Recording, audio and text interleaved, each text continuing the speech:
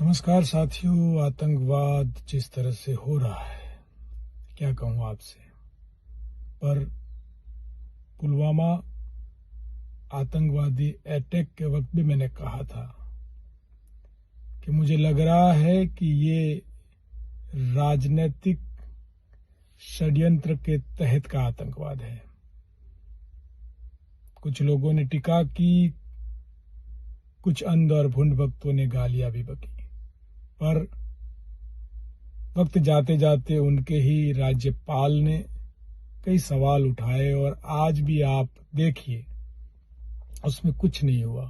40 हमारे जवान मार दिए गए, कोई सिक्योरिटी नहीं, कहीं पर भी कोई बैरिकेड नहीं, कॉन्वॉय निकलता है उसके जो प्रोटोकॉल होते हैं एक भी प्रोटोकॉल फॉलो नहीं किया गया। कहां से आई वो गाड़ी, कौन से स्टेट की उस पे नंबर प्लेट थी, इतना किलो आरडीएक्स कहां से आया नहीं पता। इतने सारे समुद्री मार्गों से करोड़ों रुपए का ड्रग्स कहां से आता है, कौन लाता है नहीं पता।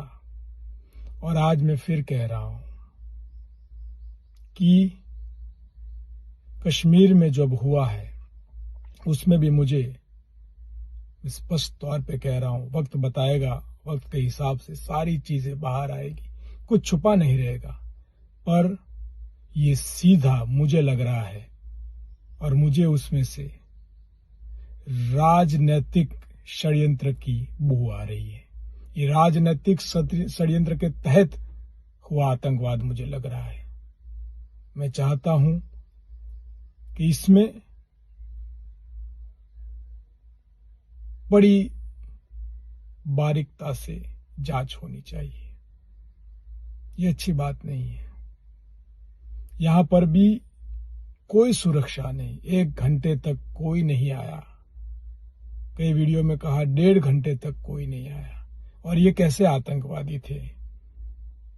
और ये कश्मीर इतना भी पागल नहीं है कि जो कश्मीर की पूरी जीवादोरी टूरिस्टों पे चलता है, आज तक का इतिहास गवाह है, वो वहां पर टूरिस्टों को परेशान नहीं करते।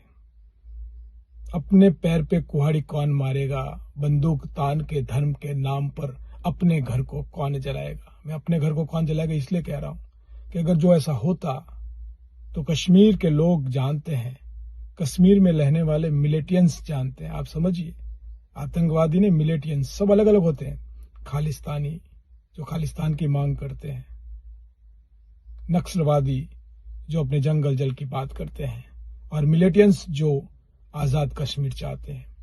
वो लोग सरकारी तंत्र, राजनीतिक पार्टी और सुरक्षा बलों पे हमला करते हैं। वो अपने जीवन दोरी पे नहीं करते। मेरी बात को थोड़े दिमाग से भी सोचिएगा। हाँ, मैं भी दिल से सोचता हूं कि गलत हुआ है, पर यह धर्म के नाम पर नहीं। और आज तक आतंकवादियों ने जहां भी हमला किया है, हजारों की तादाद में लोगों को मारा है।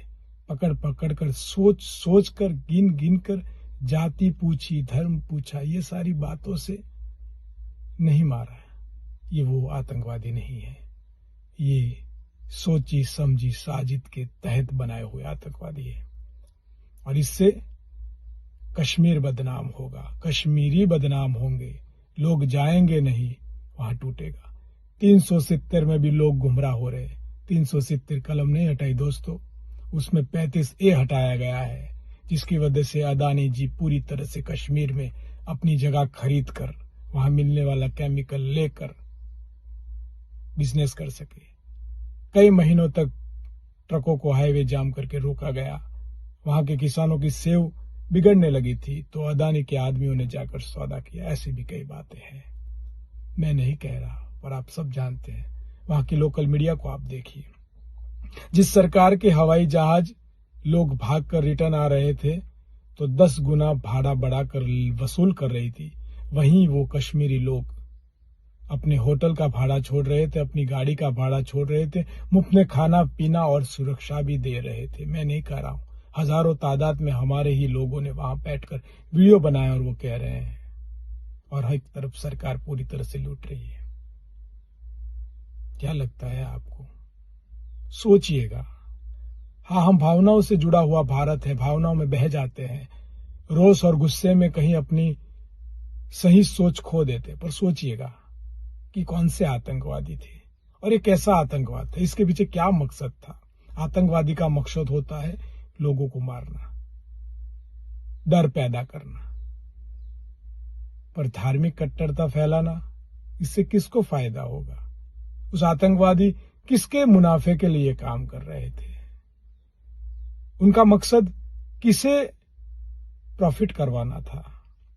ये भी सोचना होगा और सवाल तो करने होते हैं। कोई कहता है तो आप भी जाइए, मेरे पास हैं, जिसको भी चाहिए, नरेंद्र भाई के पुराने वीडियो। स्मृति ईरानी जी चूड़ियां भेजती थी प्रधानमंत्री को, आज कौन भेजेगा? नरेंद्र भाई ने जो बात कही है आप देखिए सोशल मीडिया पर भी, मेरे पास भी है। बॉम्बे में जाके प्रेस कॉन्फ्रेंस कहा था, उन्होंने भी कहा था क्या आता है प्रधानमंत्री में और क्या जिम्मेदारी है। तो सवाल तो होते हैं। और ये कश्मीर को तोड़ने का काम क्यों हो रहा है ये भी आप सोचिएगा, किसके लिए हो रहा है ये भी आप सोचिएगा। कॉरपोरेट सेक्टर पूरी तरह से, ईस्ट इंडिया ने जिस तरह भारत में कब्जा किया था, आज ये वेस्ट इंडिया वाले लोग जो इंडिया को वेस्ट बनाना चाहते हैं, कॉरपोरेट सेक्टर को देश बेचना चाहते हैं, वो ये सारा काम कहीं बैठ के करवा तो नहीं रहे। देखना होगा, समझना होगा। बहुत दर्द है, बहुत दुख है। छोटे छोटे बच्चे, मरने वाले लोग, उनकी गलती क्या थी? ये सारी चीजें सोचनी होगी। और वहां पर हजारों लोग थे। मेरा एक सवाल है, वो हर एक घोड़सवार, वहां गाड़ी नहीं जाती दोस्तों, वहां हर एक घोड़सवार ने हजारों लोगों को अपने घरों में रखा, वहां से उठा उठा कर लाकर बचाया। अगर वो ऐसा नहीं करते, अगर वो कट्टरवादी होते, अगर वो धार्मिक कट्टरता वाले लोग होते, तो आज 27-28 लोग नहीं, 1000-1500 लोग वहां पर मरे होते।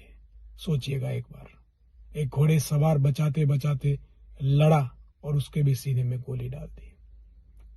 सोचना होगा, सरहद की लड़ाई के आतंकवादी थे या फिर किसी राजनैतिक षड्यंत्र के शिकार, धार्मिक कट्टरता फैलाकर भारत के दो टुकड़े करवाकर किसे फायदा पहुंचाने वाले आतंकवादी थे? जरा सोचिएगा, समझिएगा। पुलवामा का भी हिसाब मांगिएगा, कंधार का भी हिसाब मांगिएगा।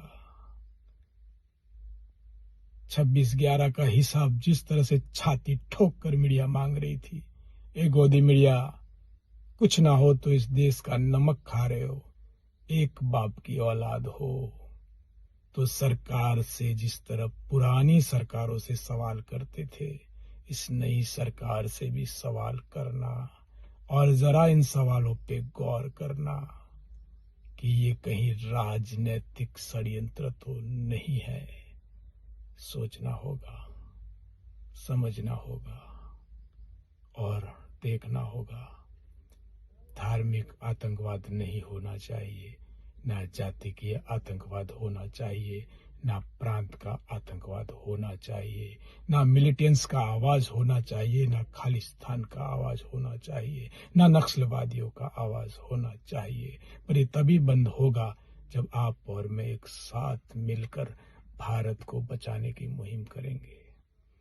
बुरा लगा हो तो क्षमा चाहता हूं, अंध भोक्त और कट्टर लोगों के लिए नहीं, पर जो लोग अंध नहीं है, भोंड नहीं है और कट्टर नहीं है, जो न्यूट्रल लोग हैं, वो व्हाट्सएप यूनिवर्सिटी में कहीं भावनाओं में बह जाकर गलत विचारों से कट्टर मत बन जाना। भारत को बचाना है, मानवता को बचाना है, बस यही विनती करने आया हूं।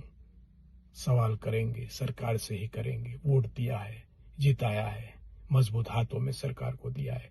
पुरानी सरकार को छाती ठोक कर सवाल करते थे, तो भरोसे के साथ नई सरकार बनी है, उसे क्यों नहीं करेंगे? और बार बार ये षड्यंत्र क्यों हो रहा है? अब देखना, राजनीतिक सभाओं में, राजनीतिक रैलियों में, राजनीतिक डिबेटों में छाती ठोक ठोक कर हिंदू प्रधानमंत्री, हिंदू गृह मंत्री, हिंदू राष्ट्रपति, पूरी हिंदुओं की चारों ओर सरकार और हिंदू की बहुमति, फिर भी हिंदू में खतरे हैं, ऐसी जोर जोर से चिल्लाकर कहीं ना कहीं हमें डराने की कोशिश की जाएगी। समझिएगा, ये नया आतंकवाद शुरू हुआ है, राजनीतिक षड्यंत्र का आतंकवाद। बचना होगा। भारत माता की जय, वंदे मातरम। दर्द के साथ कह रहा हूं, जाने वाले सभी उन लोगों की आत्मा को शांति मिले। देवों के देव महादेव उनके परिवार को ताकत दे, और महादेव को प्रार्थना करता हूं, इंसानियत को बचाने के लिए एक बार फिर कोई चमत्कार करना होगा। मेरे भारत के गुलदस्ते को अब महादेव तुझे बचाना होगा। वंदे मातरम। भारत माता की जय।